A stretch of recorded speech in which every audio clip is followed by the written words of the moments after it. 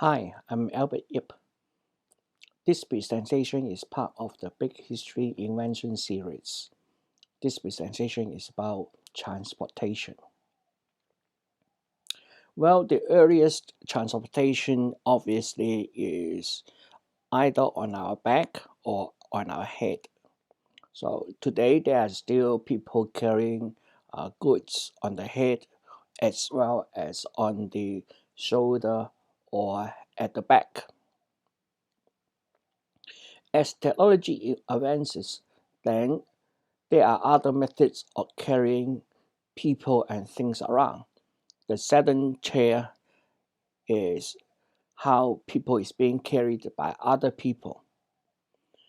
Eventually, we learn to use other animals' muscle, animals' power. So we use donkeys, horses, camels, etc. And these animals are usually led one by another in a long train. As long as technology concerned, the original vehicles obviously will not have wheels, so they will be on some tripod on a slate.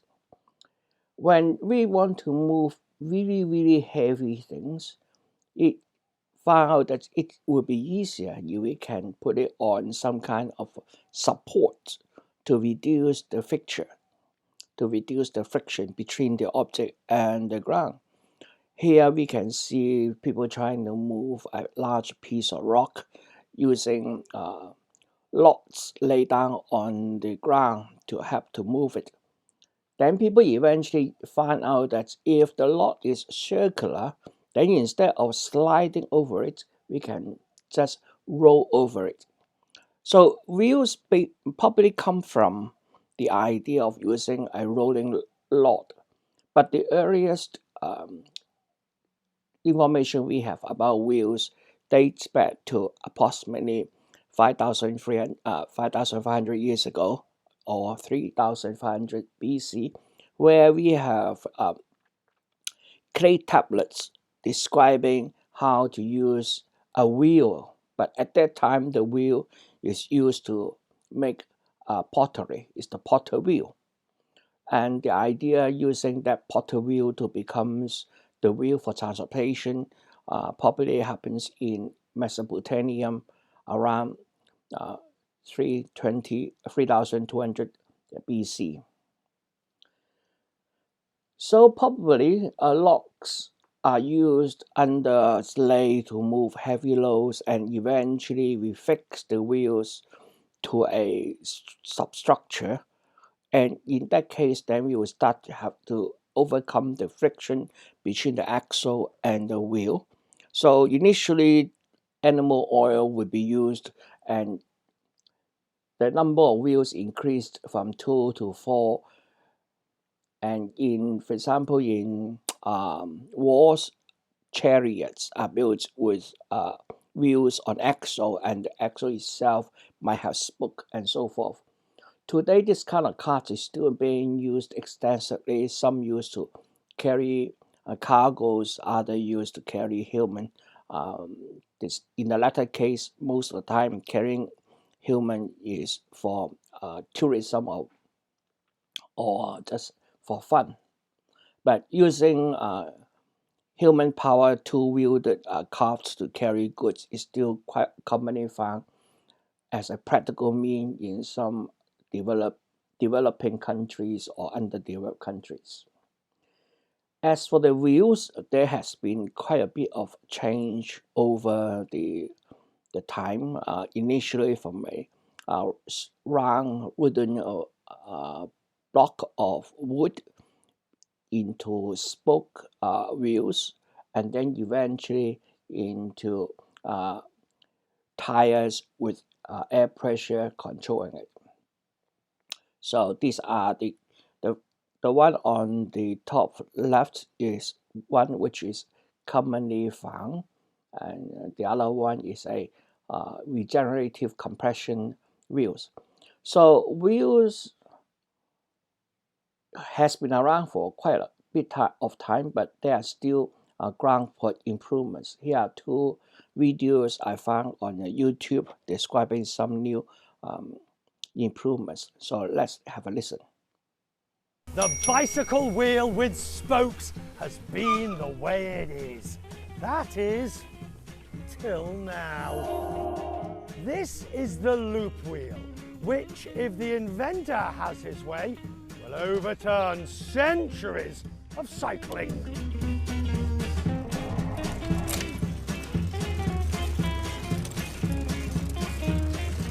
Why does this work better? This works better because we've got rid of the spokes, and in its place we've put these composite springs. These composite springs allow the rim to move relative to the hub in all directions, and it isolates you from the road noise, so the high frequency road noise that gives you shoulder ache, wrist ache. What's this made out of? I mean, it doesn't seem very springy. No, because it's designed for your body weight, not for a hand on the rim. It's made from a composite material of which we've spent 4 years developing, so that the spring has a compression force but also is laterally stiff, so it doesn't feel like a wobbly jelly wheel. Round and round they go. Modern wheels with metal spokes and pneumatic tyres dating back more than 100 years. So why change anything? I was at an airport and I noticed that a woman pushing a buggy across the concourse hit the curb and the child was flung forward out of the seat, and I thought, why can't the wheels work in all directions, the suspension work in all directions? I run a design consultancy, and we've ploughed all my consultancy money back into designing the wheel, developing the wheel, and in the last 6 months we've decided to crowdfund the project, where we get the general public to pledge for wheels and bikes so that we can get the money to tool up so we can mass produce this wheel in the UK. Now for the ultimate test, the cobblestones. The loop wheels are much smoother, and it's certainly less jarring on the back. All in all, a more pleasant experience than traditional wheels with spokes.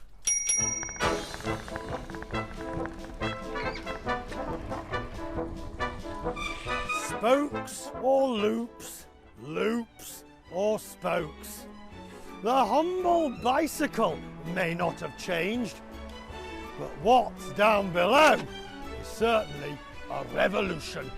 Richard Quest, CNN on 2 wheels.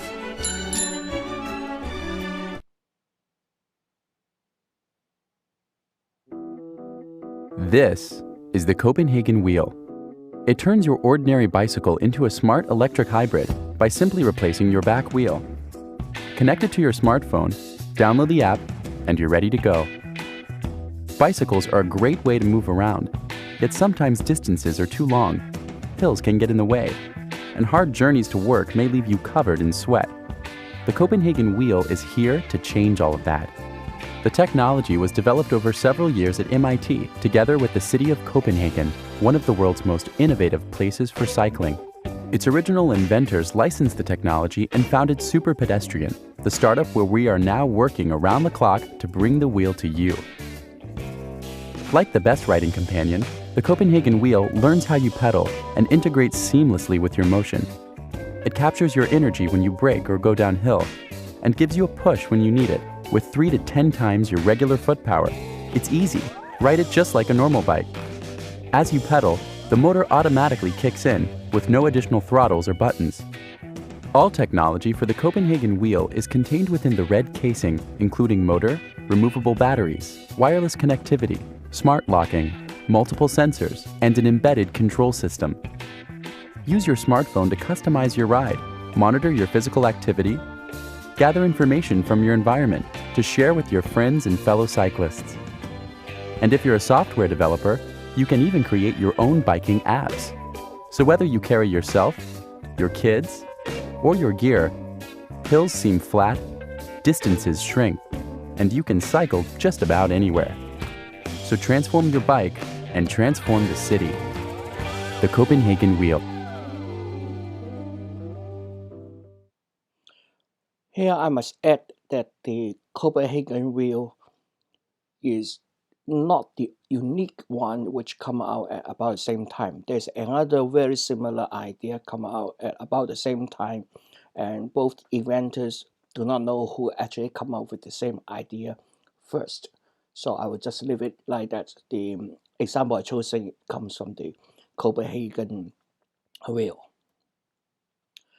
With wheels, then we need roads because road basically are the path that is being used over and over and become roads. For wheel transport, we need a surface which can bear the weight of the vehicle on top of it. So this dates back for a long, long time. In the Roman time, they already understood that the advantages of having a road which will not become muddy, especially in rain, because a mud will get a lot of friction into the wheel and make wheeled vehicles move quite difficult.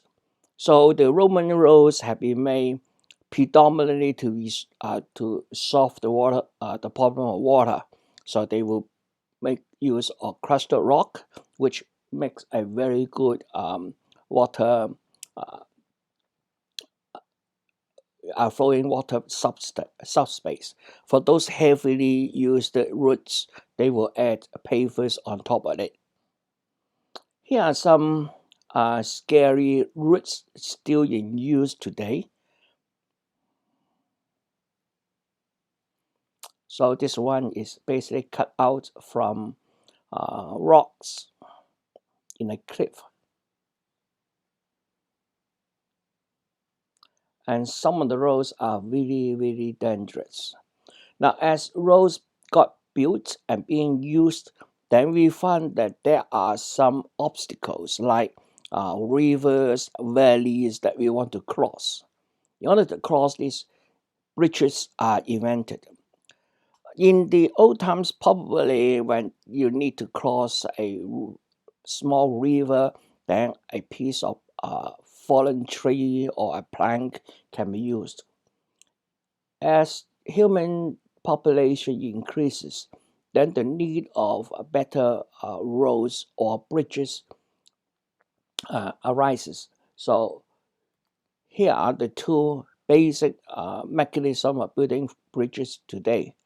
One is using an arc, as in the top left corner.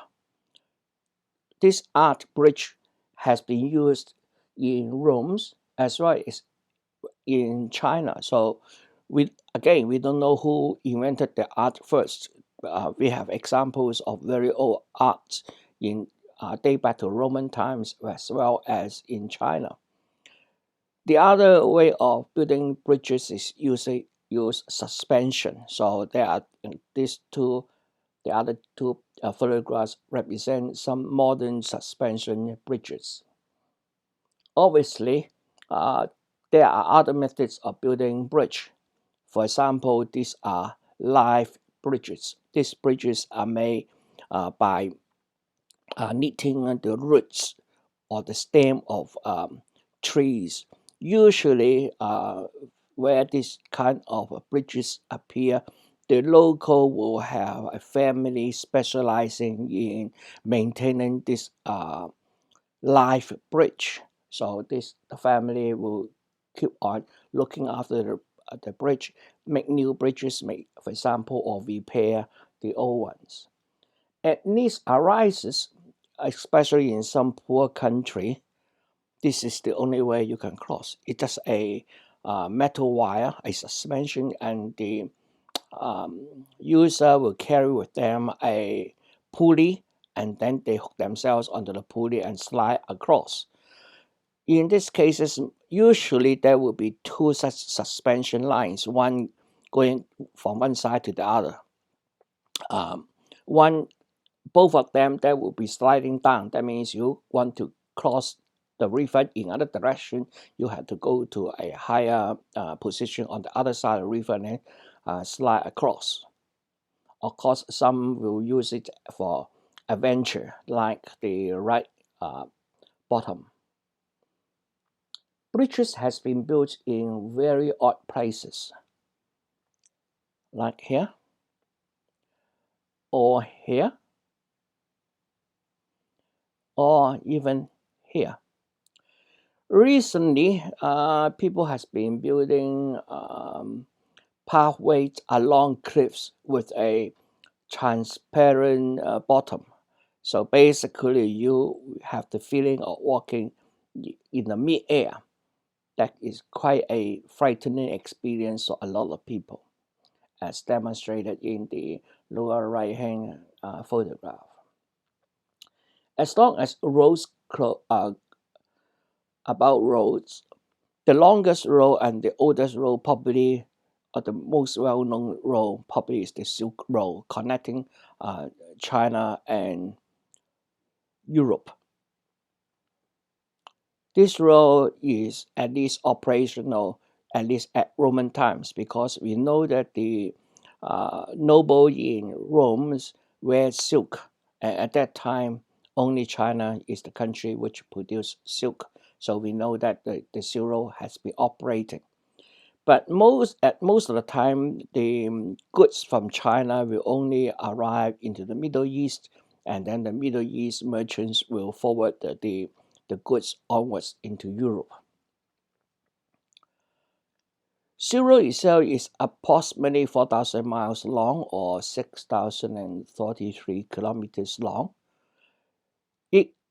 Its name comes from obviously for the lucrative trade, which is the Chinese silk, starting in about 200 BC in China's Han Dynasty, corresponding to the Roman time. The Silk Road has significant factor in the development, probably between China and Europe. In terms of carrying a lot of loads today, one of the most ridiculous things that we have in Australia is this idea of a road train. So a high horsepower tractor carries quite a number of container along the line. Another improvement for moving things along again is looking at solving the problem of this friction. Although rolling don't have a lot of friction, still to reduce the friction, people find that using a metal rail is much better. So at the very early time, around 1700, then people started to build steel rails to run on. This wagon way or roads with a track is not new. Basically, when people are digging up big pieces of stone in the quarries, they move the quarries again using paved rollers, logs, or track. But in the 1767, then the people trying to get coal out of the coal mine started using iron to build the rail, and that begins the development of train together with the rail. Today, train still is one of the major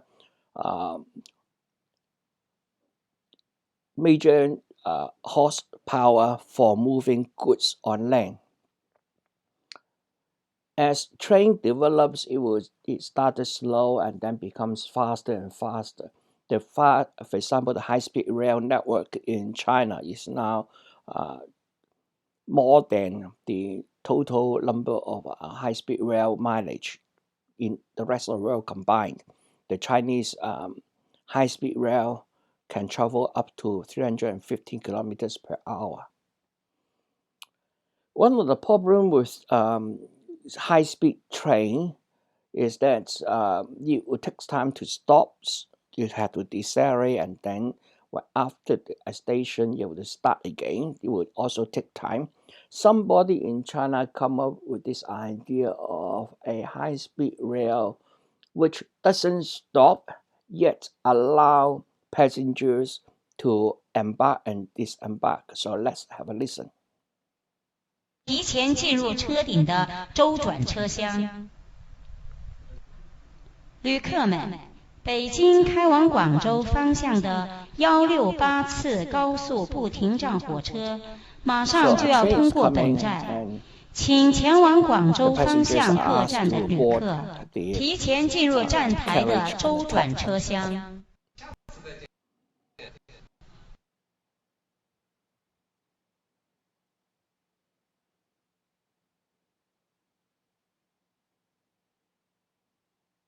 At the same time, when the train arrives, then the carriage which is taken out from the last station is left there while picking up the one from before. So the train doesn't 旅 need to 客 stop 们，武 whereas 昌车站 a 到了， carriage 请 for 大家 allowing 按 people to 先后秩序 is 下 embarked 车 on the。next 下 station 次 is 旅行 carried 再 on top of the 见。 train.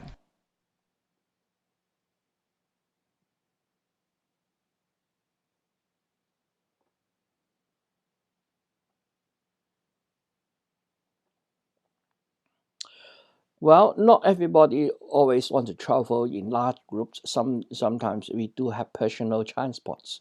So previously, of course, your personal transport is your own feet, and then on horseback, and eventually on some external energy source like steam. So let's look at some of those inventions along the ages.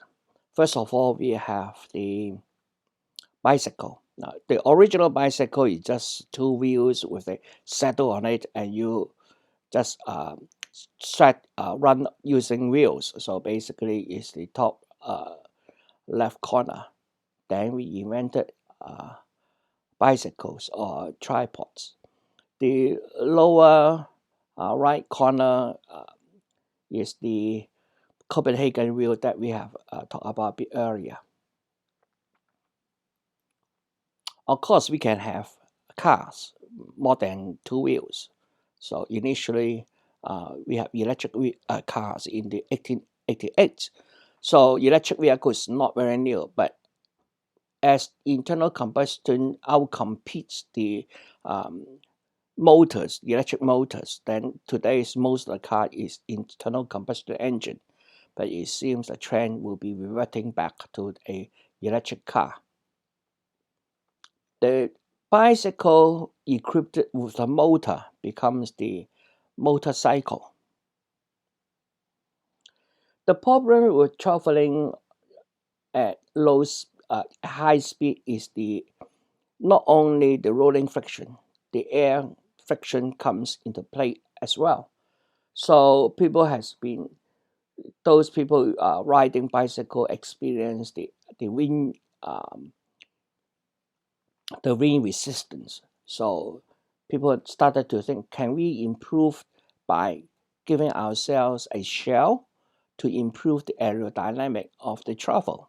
So this is one mechanism of doing it. Basically, you build a lightweight shell, and in the shell you pedal like a bicycle. In this case, usually it's a tricycle, three wheels. But the outer shell gives you a much better protection against the environment, so that even when riding in the rain or in the wind, you got some protection. More importantly, this external shape will improve the aerodynamic and hence make the vehicle travel much faster. Another way to help is again like Copenhagen wheels, to use electricity as a assistance in bicycles. So today there's a lot of electric bicycles being produced. One of the interesting developments is actually a mono wheel, a very small one wheel device which you stand on it, and then the wheel will have some self-balancing abilities. So as you lean slightly forward, the wheel will move forward and carry you forward. When you want to stop, you lean a little bit backward. The change of center of gravity of your motion is detected by the electronics in the wheel, and then you can basically ride it. And these are usually made pretty light, around 10 kilograms, and then you can carry with one hand is much smaller in size, but obviously the range will also have a certain limit. So far, we have been talking about transportation on the land. So now let's look at some transportation over the ocean or river. So obviously, we need some kind of mechanism to make ourselves afloat in water. So the earliest one is a dugout boat. In terms of tugging these boats, we now know that people won't have the kind of hard metal lives or machine powered equipments to help us dig a boat. So in the olden times, the dugout boat is usually built by controlled burning. So a piece of log is used, and then fire is set in the middle of the log in order to burn away the middle part of the log to make it into a boat shape. The earliest mechanism of moving in a boat or in a ship is usually probably by some kind of pedals. And then sails is invented.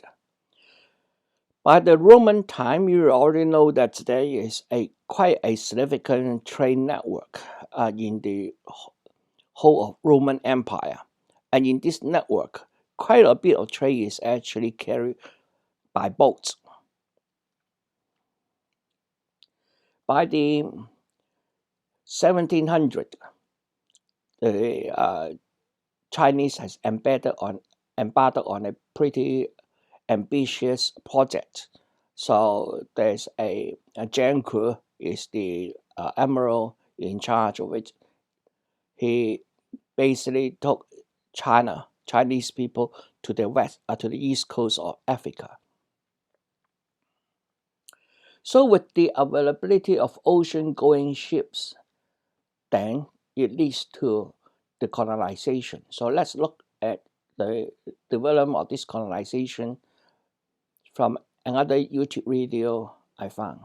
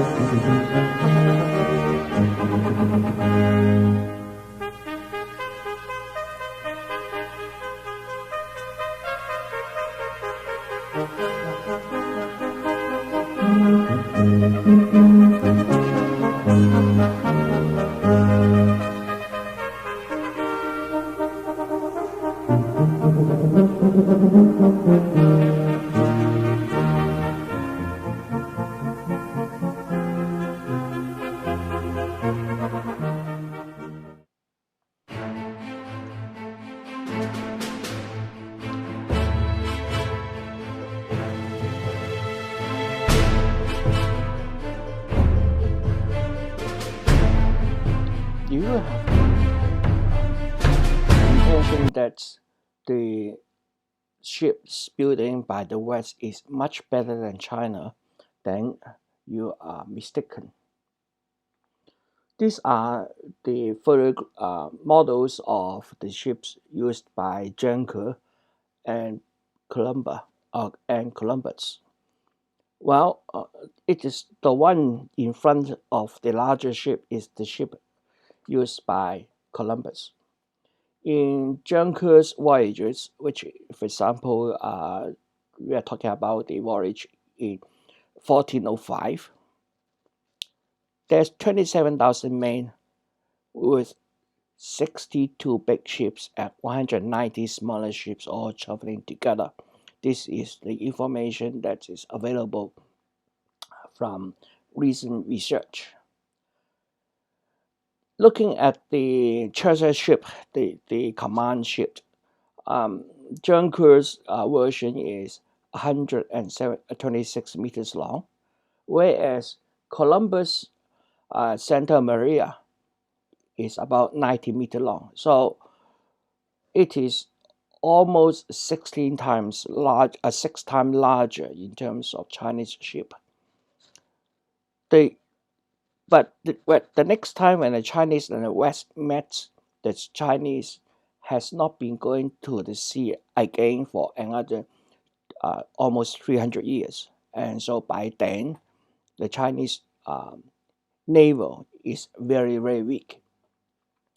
One subsequence of this ocean going is the slave trade.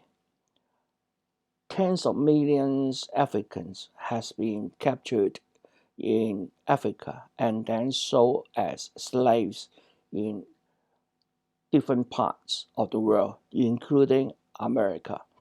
USA is built on the backbone of black slaves. Today, international trade, 90% of those is carried out through using shipping. Driven by the economy of scale, today the container ships are getting bigger and bigger. This is the sea routes today. Looking at the sea routes, we will notice that there's a few choke points. One of them being the Panama Canal. Another one is the Suez Canal. If we travel through the Suez Canal, then goods from China can reach Europe in about slightly over a month. But if we are traveling via the Cape of Good Hope, then you will have to add about 20 days into the voyage. Of course, a better solution is to actually build a land-based railway system. So this is the proposed railway system by China. The blue line represents the rail through mainly Russia, and the green line is the ones currently supported by the Chinese government. By integrating both the sea and the land, we will have a much better network in order to transfer goods between Asia and Europe. The time saved is quite significant. If it is traveled through a rail at today's speed, it takes approximately 16 days, whereas by sea it is over a month. Later on, when the high-speed rail is built, that 16 days can be reduced even more. So in terms of high-speed travel, probably it will have to go to air. So let's go back a little bit, and we know that kite has been invented in China at least by the 5th century BC. Later on, the Chinese have been using man-carrying kites in military actions, both for spying as well as a kind of punishment. The kite is using wind, using natural power to fly up. Another way of doing that is by using lighter than air methods like this homing deng. Basically, a little candle is lit inside a lightweight paper envelope, and then the hot air flows into the air. This concept has been used as a airship, but unfortunately the Hindenburg airship explosions put a stop to it. Let's look at a historical video of the event.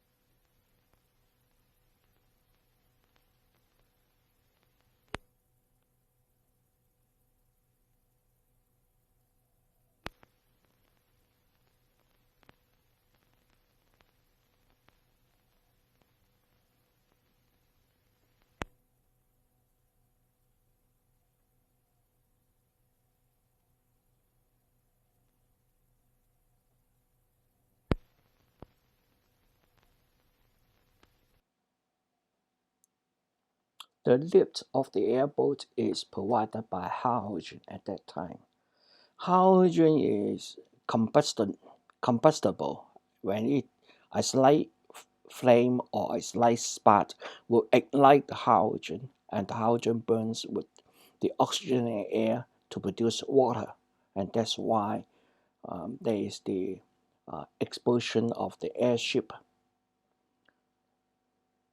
With that, then people also started other mechanism of flight. And since the White Blood flight has now been history. Before we finish today, I'd like to show you some of the more, the most. Okay, the first most is probably the largest car. This is a proposal in China. Building mass transit system is expensive, and mass transit system is also not very flexible.